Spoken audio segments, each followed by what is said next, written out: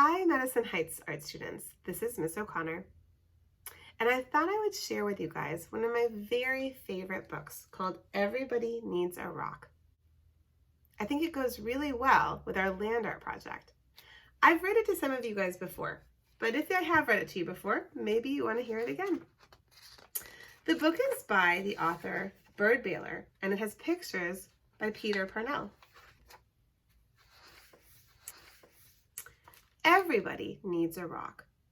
I'm sorry for kids who don't have a rock for a friend.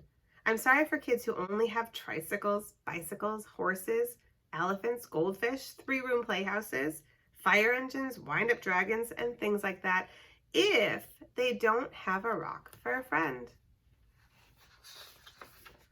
That's why I'm giving them my own 10 rules for finding a rock. Not just any rock. I mean a special rock that you find yourself and keep as long as you can, maybe forever. If somebody says, "What's so special about that rock?" don't even tell them. I don't. Nobody is supposed to know what's special about another person's rock. All right, here are the rules. Rule number 1, if you can, go to a mountain made out of nothing but 100 million small, shiny, beautiful, roundish rocks. But if you can't, any place will do. Even an alley, even a sandy road. Rule number 2, when you are looking at rocks, don't let mothers or fathers or sisters or brothers or even best friends talk to you.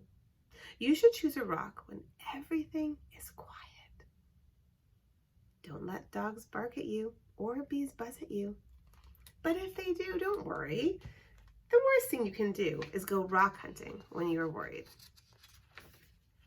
Rule number 3, bend over more, even more. You may have to sit on the ground with your head almost touching the earth. You have to look a rock right in the eye. Otherwise, don't blame me if you can't find a good one. Rule number 4, don't get a rock that is too big. You'll always be sorry. It won't fit your hand right, and it won't fit your pocket. A rock as big as an apple is too big. A rock as big as a horse is much too big. Rule number 5, don't choose a rock that is too small. It will only be easy to lose, or a mouse might eat it, thinking that it is a seed. Believe me, that happened to a boy in the state of Arizona. Rule number 6, the size must be perfect.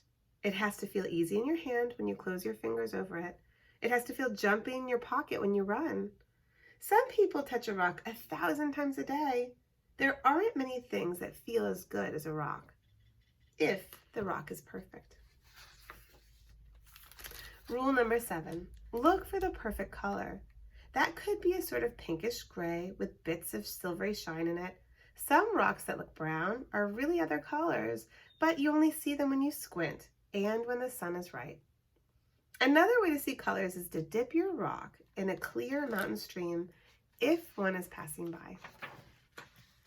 Rule number 8, the shape of the rock is up to you.